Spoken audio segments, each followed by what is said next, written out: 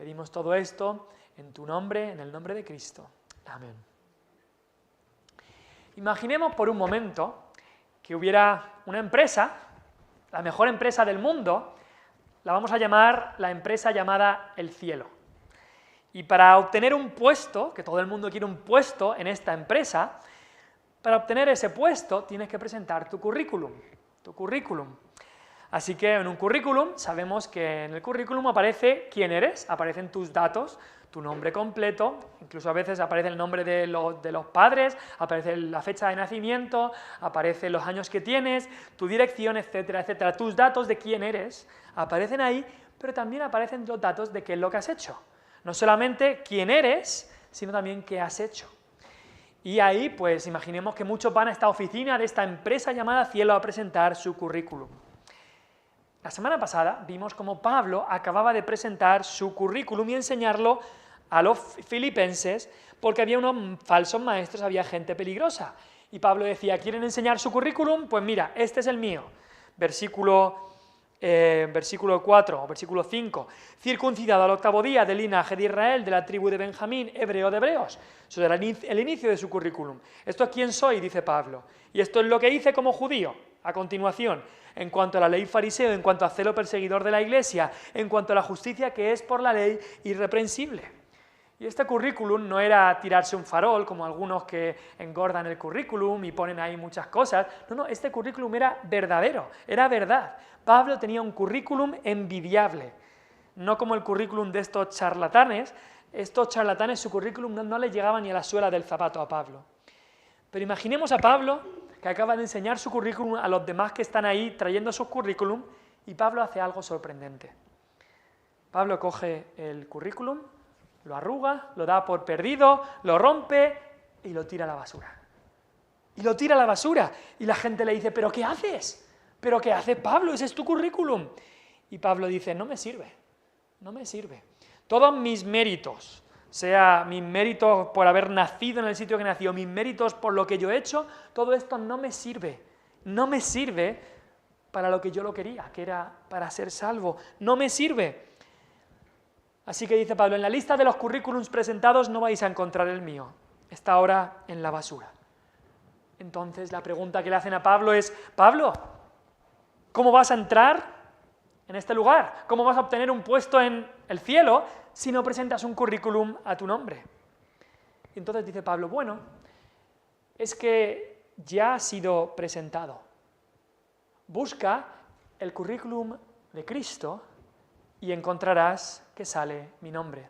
En la oficina de este lugar buscan el currículum de Cristo Jesús y encuentran que pone ahí todo esto hecho por Saulo de Tarso, por Pablo. Su nombre sale en el currículum de Cristo.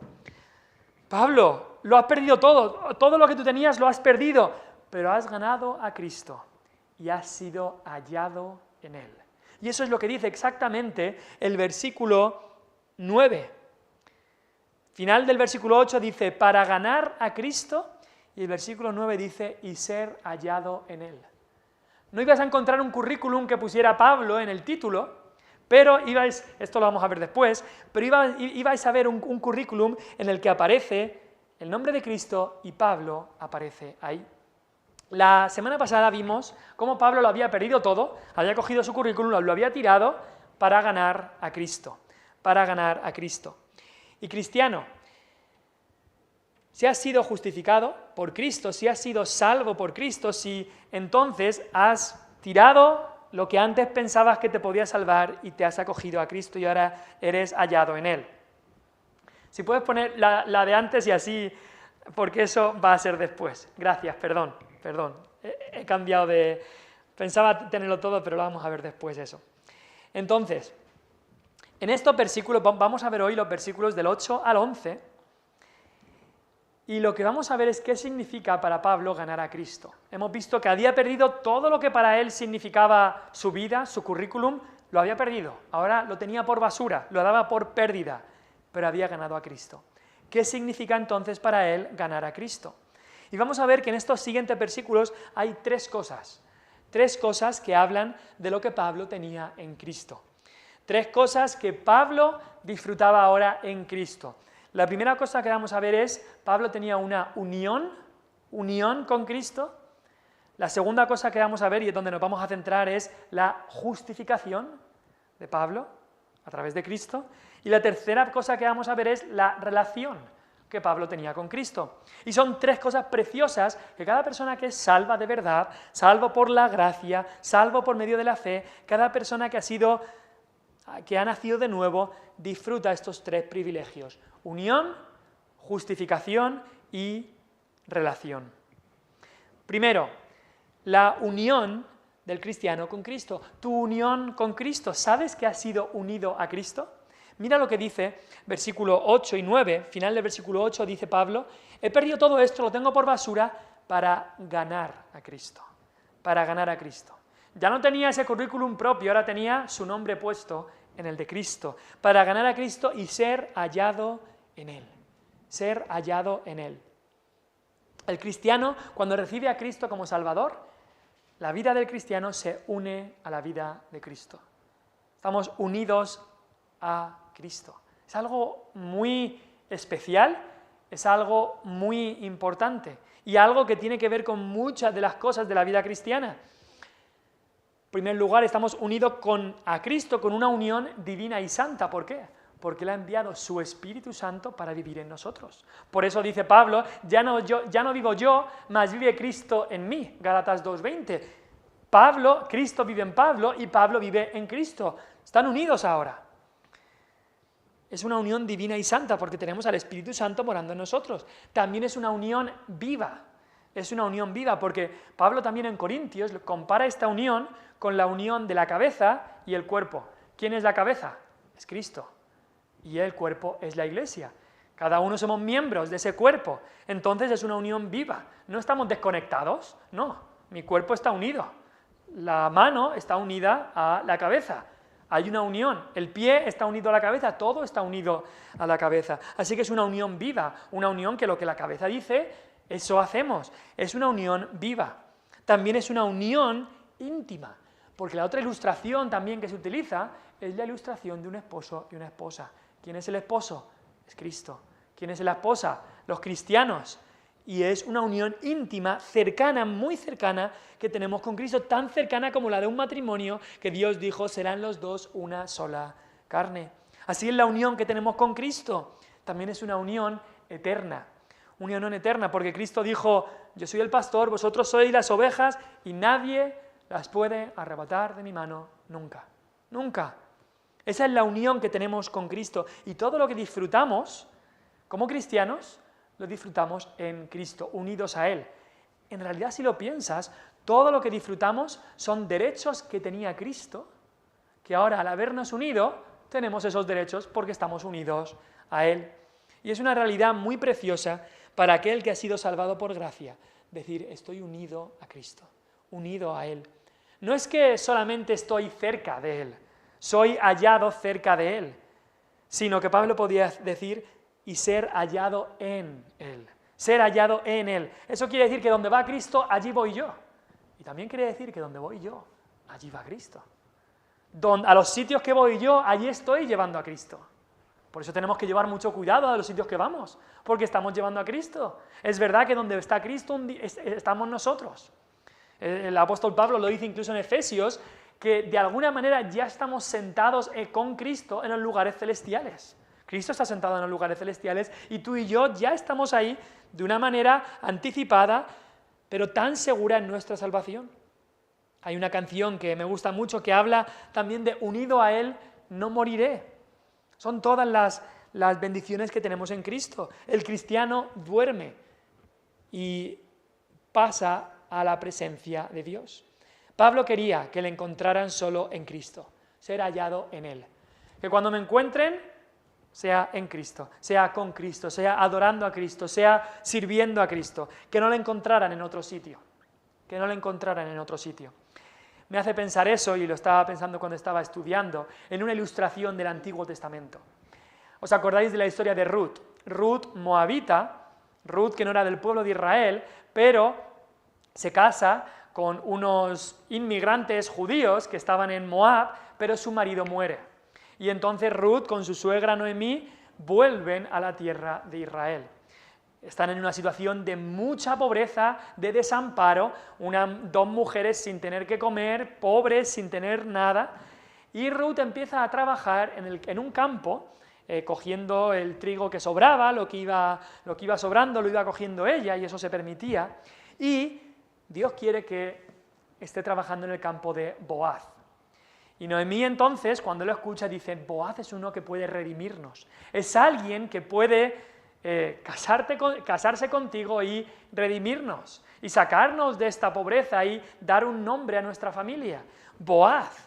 Y por supuesto, eso es un cuadro muy precioso en ese libro de Cristo, como ese Boaz, y la iglesia, el cristiano, como Ruth, que va a ser redimido, que va a ser comprado, que va a unirse a este hombre. Y me gusta mucho una frase que Noemí, la suegra, le dice a Ruth, una vez que ya ha recogido espigas, una vez que ya una vez que Booz le habla, le muestra misericordia a Ruth, Noemí le dice a Ruth, que no te encuentren en otro campo. El campo que tú vas a ir a espigar, que sea el de Booz. No busques otro campo para ir. Hay una ilustración muy importante para nosotros. ¿Dónde debemos ser hallados? Si estamos unidos a Cristo. Debemos ser hallados en Cristo, en el servicio de Cristo, en la iglesia de Cristo, con los hijos de Cristo, sirviendo a Cristo, leyendo la palabra de Cristo, hablando con Cristo. Eso es ser hallado en Él.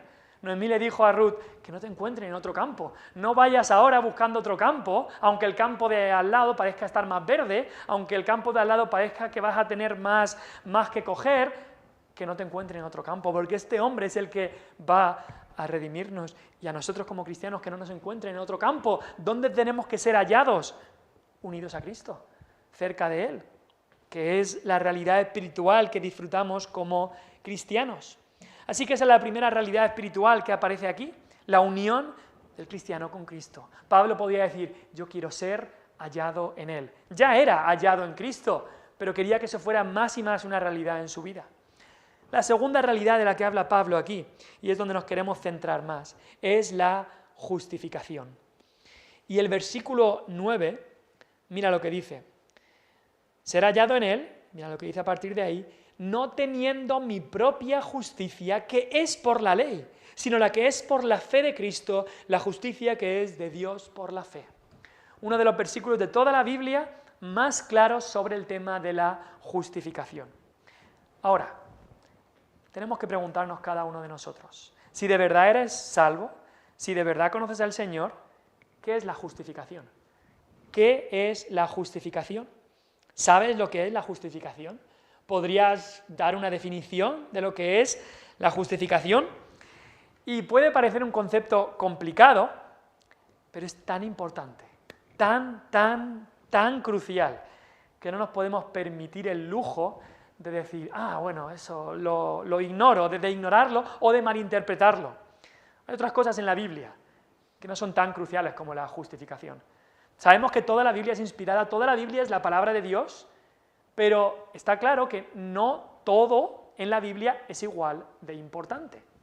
No todas las doctrinas que podemos estudiar son igual de cruciales.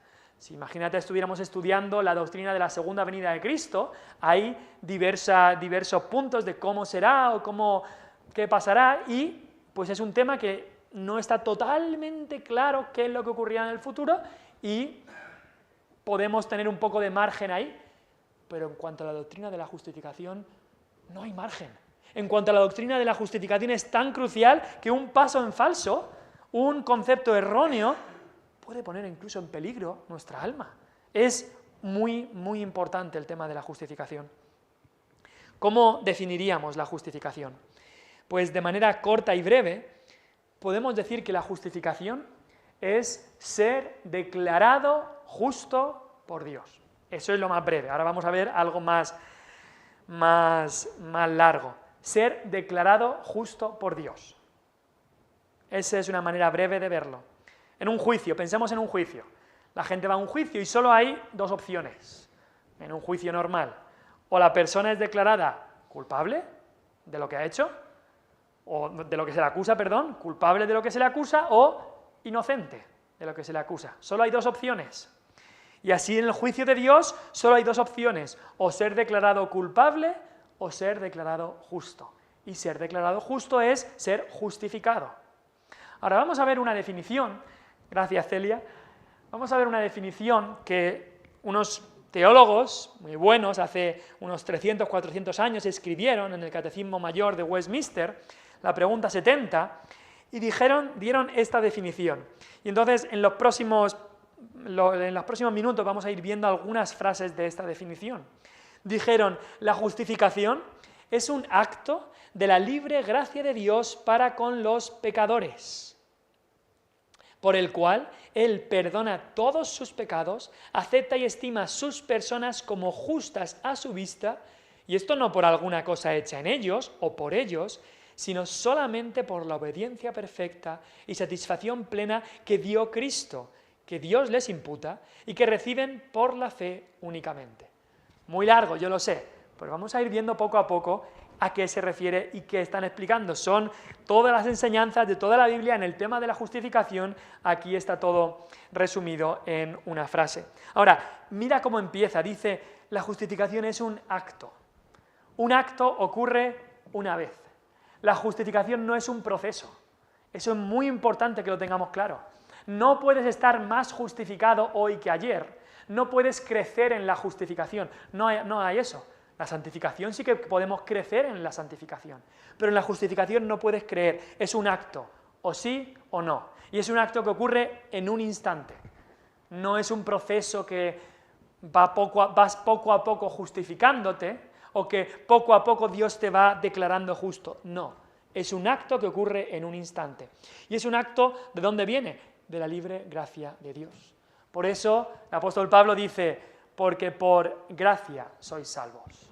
Es de la gracia de Dios. Y no es gracia que se puede comprar, no es gracia que se puede condicionar, es libre. Dios es libre para mostrar su gracia. De la libre gracia de Dios para con los pecadores. Ahora vamos a ver cuál es la base de la justificación. ¿Cuál es la base? ¿En qué está basada nuestra justificación? En este mundo hay dos posibilidades o dos bases que la gente pone para su justificación. Una es la justicia propia. Eso es lo que mucha gente hace. Y Pablo se había dado cuenta de que eso era erróneo. Por eso Pablo dice, versículo 9, no teniendo mi propia justicia. Hay dos bases que la gente de este mundo tiene para la justificación. La primera es la justicia propia. Para la gran mayoría de la humanidad, la base para ser declarado justo es mi propia justicia. Ahora, el mundo empezó así con Adán. Dios mandó a Adán, haz esto y vivirás. No hagas esto y morirás. Eso era lo que Dios le dijo a Adán. Y la gente sigue pensando que ese es el principio por el cual debemos vivir. Si hago cosas buenas, seré bueno, seré declarado justo. Si hago cosas malas, seré declarado malo, seré declarado injusto. Pero el problema es que es imposible vivir justamente, porque nos olvidamos de que Adán pecó, y que nosotros somos pecadores por naturaleza, como hijos de Adán, y también por voluntad propia. Nos olvidamos de que el estándar que Dios pone no es ser un poquito justo, es ser justo perfectamente, cumplir todo. Nos olvidamos que la Biblia dice que todos pecaron, y que nuestras mejores obras son como trapos de inmundicia. Y Pablo por mucho tiempo había tenido esta base de que su justicia propia sería su base para justificarla. Y ahí estaba resumida en su currículum. Esto es mi justicia propia. Esto es lo que voy a mostrar delante de Dios para que me acepte, para que me den este puesto en el cielo. Pero ahora toda esa justicia propia estaba en el cubo de la basura para Pablo. Por eso dice, no teniendo mi propia justicia. Eso ya no era su base. Y también ahí dice, y esto, en la definición, la justificación no es por alguna cosa hecha en ellos o por ellos.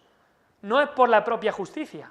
Entonces, ¿cuál es la verdadera base de la justificación? Unos hacen su justicia propia, pero la verdadera base es una justicia ajena. No es propia, es ajena. ¿De quién es? La justicia de Cristo. Dice el versículo 9, no teniendo mi propia justicia, y mira lo que dice, sino la que es por la fe de Cristo, la que es de Cristo, la justicia que es de Dios. Entonces dice, es la justicia de Cristo. Y al ser de Cristo es la justicia de Dios. Necesitamos para ser salvos una justicia que esté fuera de nosotros, porque nuestra justicia no nos sirve para ser salvos. La justicia propia no nos sirve. Lutero lo llamaba una justicia foránea, externa, ajena a ti. Somos salvos por la justicia de otro, la justicia de Jesús. No eres salvo, nadie llegará al cielo y dirá, yo he hecho... No, es por la justicia de otro. La base de nuestra justificación es la justicia de Cristo. Es la justicia de Cristo. Incluso tenemos que entender también de que la base de nuestra justificación no es la fe. Vamos a ver la fe después. Pero la base de nuestra justificación es lo que hizo Cristo. ¿Por qué eres salvo tú? Pues yo soy salvo porque yo creí. Yo soy salvo porque yo me arrepentí. Esos fueron los medios. Pero tú eres salvo porque Cristo te salvó. Tú eres salvo por la gracia de Dios. No es por lo que hicimos o por lo que creímos, sino que la razón principal es lo que hizo Cristo. Y es una justicia ajena la que nos salva. Mira lo que dice 2 Corintios 5:21. Si puedes buscarlo conmigo, porque este texto también es clave en cuanto al tema de la justificación. 2 Corintios 5:21, el último versículo de 2 Corintios 5. Dice ahí,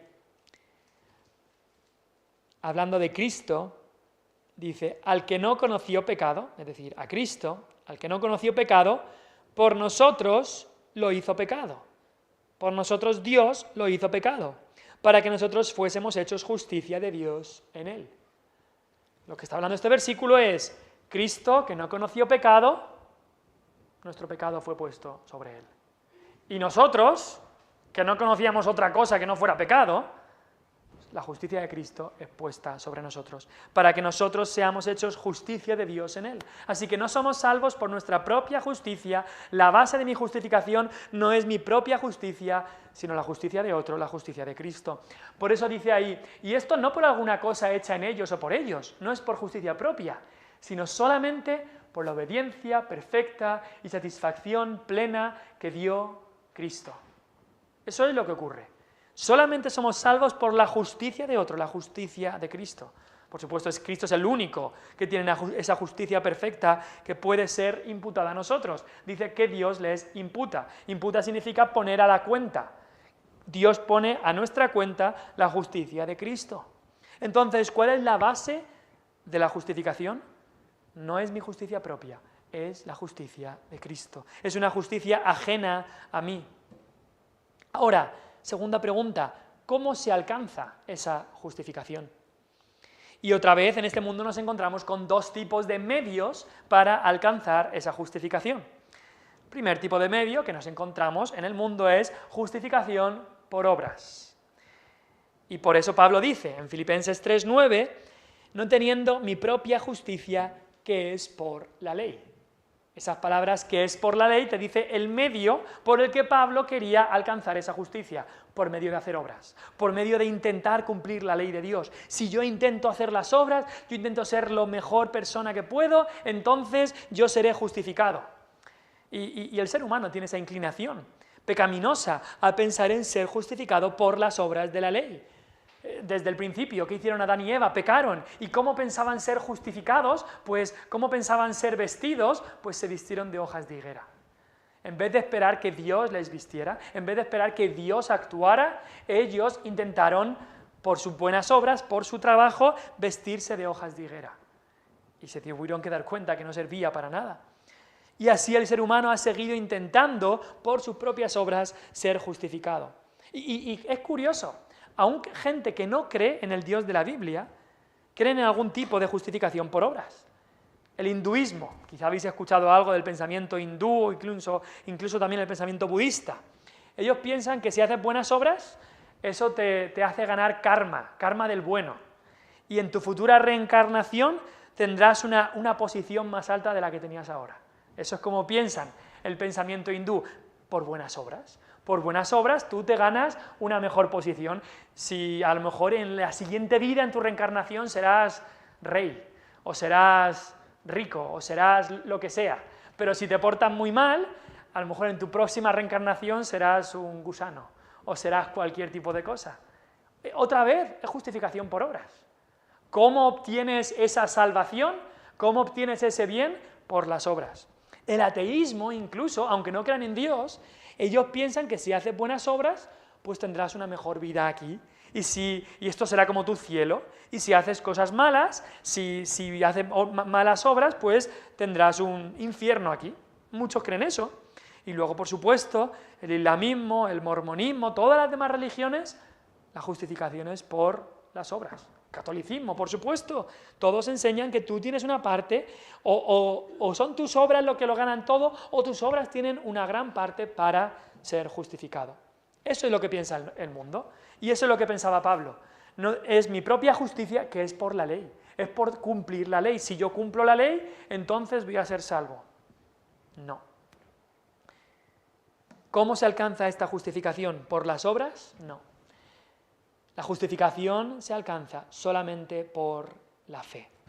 Y Pablo se dio cuenta de eso. Y por eso en el versículo 9 dice, no teniendo mi propia justicia, que es por la ley, sino la que es por la fe de Cristo, la justicia que es de Dios por la fe.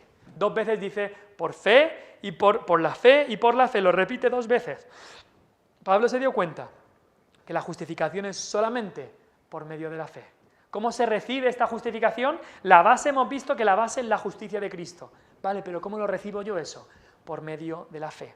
Somos salvos por gracia, es decir, por lo que hizo Cristo, por medio de la fe. La fe es la mano que recibe ese regalo, es el medio por el cual recibimos la justificación. Y por eso ahí dice también, y que reciben por la fe únicamente. La justificación se recibe por la fe únicamente. Y eso es muy importante. Incluso esa palabra únicamente es crucial. Los reformadores en el siglo XVI predicaron y lucharon y dieron su vida, y muchos murieron en la hoguera, por la doctrina de la justificación por la fe sola.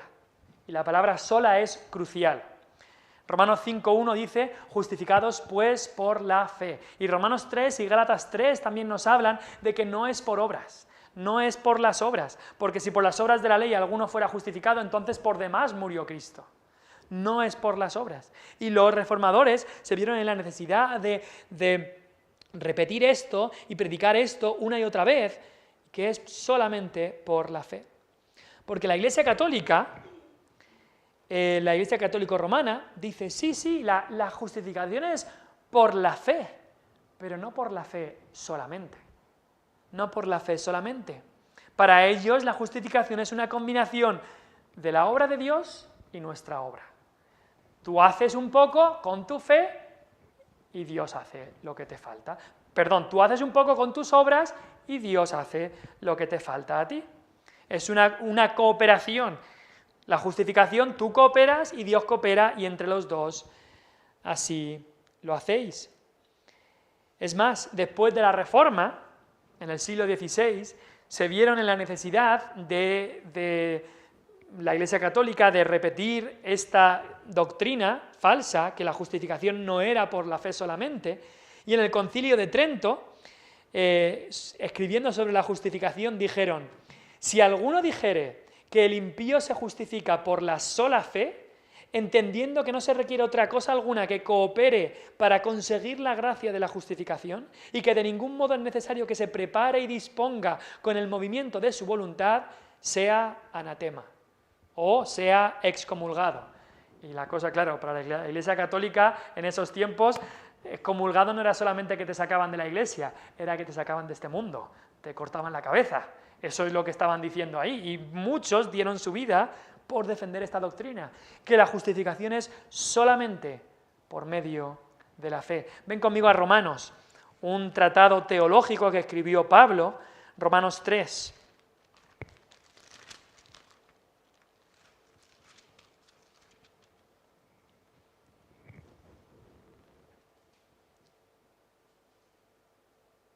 Dice Romanos 3, versículo 24, siendo justificados gratuitamente por su gracia. Lo dice 2 veces, gratuitamente y por su gracia. Es como gratis y gratis, por su gracia, 2 veces lo dice. mediante la redención que es en Cristo Jesús. Mira después lo que dice versículo 27. ¿Dónde pues está la jactancia? Queda excluida. ¿Por cuál ley? ¿Por la de las obras? No, sino por la ley de la fe. No hay obras. No puedes cooperar y añadir esas obras, porque esas obras quitan a la obra de Cristo. Si la salvación fuera por las obras, por demás murió Cristo. El justo por la fe vivirá, dijo Pablo, dijo Martín Lutero y seguimos diciendo nosotros. ¿Cómo podemos ser justos? Por la fe. Así que esta doctrina es crucial, crucial. Pablo dice, no teniendo mi propia justicia, que es por la ley, sino la justicia de Cristo, la justicia que es por la fe de Cristo, la justicia que es de Dios por la fe. Entonces hemos visto la justificación. La base es la justicia de Cristo. El medio de alcanzarla es por la sola fe. Reciben por la fe únicamente. Entonces, Pablo está hablando de lo que significa ganar a Cristo. Tengo una unión con Cristo, soy justificado por Cristo. Y en tercer lugar, Pablo dice, tengo una relación con Cristo. Mira lo que dice el versículo 10. A fin de conocerle y el poder de su resurrección y la participación de sus padecimientos, llegando a ser semejante a él en su muerte, si en alguna manera llegase a la resurrección de entre los muertos. Pablo dice, no solamente estoy unido a Cristo, no solamente soy justificado en Cristo, pero tengo una relación con Cristo. Esto es algo personal, esto es algo diario. Tengo una relación con esta persona, tengo una relación con mi Salvador. Dice ahí, a fin de conocerle. Piensa en todo lo que conocía Pablo de Cristo. Piensa en los escritos, en las cartas que escribe Pablo. Si alguien conocía a Cristo, era Pablo. Tenía un conocimiento que lo leemos y nos deja con la boca abierta. Y Pablo, incluso ya en sus últimos años, dice, a fin de conocerle, quiero conocerle más. Es que no estoy contento con cómo le conozco, es que quiero conocerle más y más y más y más. Y aquel que ha sido unido a Cristo quiere conocerle más. Es que eso es lo que es el verdadero amor, ¿no? El verdadero amor quiere conocer más a la otra persona. La otra persona le atrae de tal manera que quiero pasar tiempo con esa persona, quiero conocer todo sobre él o ella, quiero conocer más. Y esa debería ser la experiencia del cristiano, tener un deseo de conocer más a Cristo, tener un deseo de conocerle más a través de su palabra, devorar este libro día tras día, pasar tiempo con él en oración, cuando él nos habla, cuando le conocemos más íntimamente por la oración.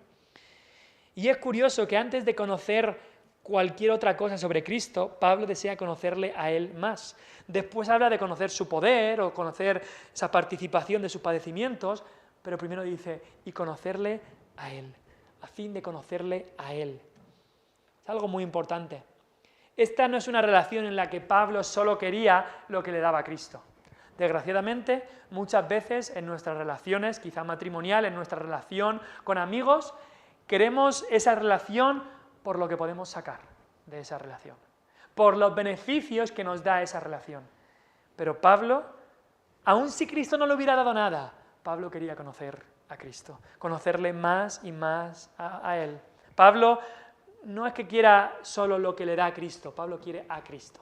Pablo quiere a Cristo en él mismo. Pablo podía decir, no estoy pidiendo que me cuenten más de las riquezas del cielo, de las calles de oro, de vivir sin enfermedades, no, cuéntame más de ti. Eso es lo que quería saber Pablo, quería conocer más a su Salvador. Pero después también nos habla no solamente de conocerle a él, sino de conocer el poder de su resurrección, conocer el poder de Cristo en su resurrección. Y es por el poder de la resurrección de Cristo que Pablo había sido justificado. En Romanos 4:25, lo voy a leer yo, no hace falta que lo busquéis, pero Pablo dice eso, dice, Cristo fue entregado por nuestras transgresiones y resucitado para nuestra justificación. Si Cristo no hubiera resucitado, tú y yo no pudiéramos ser salvos. Si Cristo no hubiera resucitado, Él nos hubiera presentado delante de Dios para decir, yo he pagado por Alejandro. Entonces yo no podría ser justificado si Cristo no hubiera resucitado y se hubiera presentado a la diestra de Dios. Así que Pablo quería conocer ese poder de la resurrección de Cristo, porque a través de ese poder él había sido justificado. Pero también ese poder de la resurrección de Cristo permitía que Pablo estuviera siendo santificado. No solamente justificado, sino también santificado. Podemos hoy triunfar contra el pecado, salir vivos de la tentación, porque Cristo está vivo. Si Cristo estuviera muerto, no tendríamos nada que hacer contra la tentación. No tendríamos nada que hacer contra Satanás. Juan 14, Jesús dijo, porque yo vivo, vosotros también viviréis. ¿Cómo podemos estar vivos como cristianos, tener vida para tener vida espiritual, para tener deseos de estar con Dios, para vencer a la tentación? A través de la vida que Cristo hoy vive a la diestra de su Padre. Pero también por el poder de la resurrección, Pablo sería un día glorificado. No solamente justificado, que había sido, santificado, que estaba siendo santificado, sino que un día sería glorificado. Y no solo su alma, sino también su cuerpo. Mira el versículo 21 de Filipenses 3. Hablando de Cristo, que lo esperamos, al Salvador, al Señor Jesucristo, versículo 21, el cual transformará el cuerpo de la humillación nuestra para que sea semejante al cuerpo de la gloria suya. Si Cristo se hubiera quedado en la tumba, tú y yo hoy no tendríamos ninguna esperanza más que morir al hoyo y apaga y vámonos. Pero como Cristo resucitó, nosotros esperamos no solamente nuestra alma, sino nuestro cuerpo un día resucitar y estar con Él. 2 Corintios 13 dice, porque aunque fue crucificado en debilidad, vive por el poder de Dios. Pues también nosotros somos débiles en Él, pero viviremos con Él por el poder de Dios para con vosotros. Porque Él vive, nosotros también un día seremos glorificados. Así que Pablo no solamente quería conocerle a Cristo, quería conocer su poder. E incluso, y esto es lo más fuerte, dice Pablo en Filipenses 3, versículo 10. A fin de conocerle, conocer también el poder de su resurrección, y fíjate lo que dice, conocer la participación de sus padecimientos. No es lo que esperábamos ahí. Esperábamos solo escuchar de conocer más de las bendiciones, pero Pablo dice ahí, y quiero conocer más de la participación de sus padecimientos. No solamente dice, quiero conocerle a Cristo, quiero disfrutar con Él de su poder, pero dice, quiero sufrir con Él. Quiero sufrir con Él. Fíjate, Cristo lo había anunciado. Cristo había anunciado a sus discípulos que si Él estaba siendo perseguido, vosotros también seréis perseguidos. Si persiguieron al padre de familia, cuanto más a los de su casa. Y Cristo sufrió lo indecible y su pueblo verdadero va a sufrir por Él también. Pablo había sufrido y sufriría. Ahora, si te acuerdas, el contexto aquí, Pablo estaba hablando de los falsos maestros, los judaizantes. Y una forma muy buena de detectar a un falso maestro es exponerlo al sufrimiento por Cristo. Es decirle que dé su vida. Da tu vida por lo que crees. No lo va a hacer. No lo va a hacer. No lo va a hacer. Judas nunca hubiera dado su vida por Cristo como la dieron los otros 11 apóstoles. No, nunca lo va a hacer. Es justo lo contrario. Los falsos maestros están solo para sacar beneficio, nunca para sufrir. Estos judaizantes, Pablo habla después, cuyo Dios es el vientre. No era el Dios verdadero, su Dios era el vientre para engordarse, para tener cada vez más. Y dice, solo piensan en lo terrenal. No estaban pensando en participar en los padecimientos de Cristo. La prueba del algodón, como se dice ahí, que el algodón no engaña, la prueba del algodón para un maestro es si está dispuesto a sufrir por Cristo. Si es un falso maestro, nunca estará dispuesto a sufrir de verdad por Cristo. Y dice Pablo al final, si en alguna manera llegase a la resurrección de entre los muertos.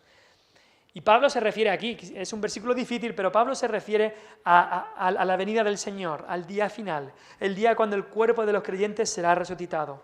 Y no es que Pablo esté dudando de que llegara a él a ese día, sino que había en él tal humildad, estaba desconfiando totalmente de sí mismo y estaba también diciéndonos en este versículo que la vida cristiana requería esfuerzo. Está hablando, algún día llegaré a la resurrección de entre los muertos, si algún día llego, pues Todo esto que está haciendo, todo esto que nos está diciendo, está mirando a aquel día en que llegue a la resurrección de entre los muertos, pero Él sabe que llevará su esfuerzo. La vida cristiana es un esfuerzo, por eso en el versículo 12 lo veremos como Él dice, prosigo a la meta. Llevará un esfuerzo. Aún hay mucho que sufrir, aún hay mucho que padecer, aún hay mucho que conocer, pero prosigo a la meta. ¿Qué es ganar a Cristo? Pablo lo había perdido todo, pero había ganado a Cristo. Estaba unido con Cristo, justificado por Cristo y tenía una relación viva, una relación cercana con Cristo. ¿Puedes decir tú que tienes estas cosas? Pensémoslo. Podemos decir con Pablo, estas 3 verdades son nuestras también. Que Dios nos ayude a vivir más cerca de Cristo y a ser hallado en Él. Estar unidos, vivir unidos a Cristo. Oremos.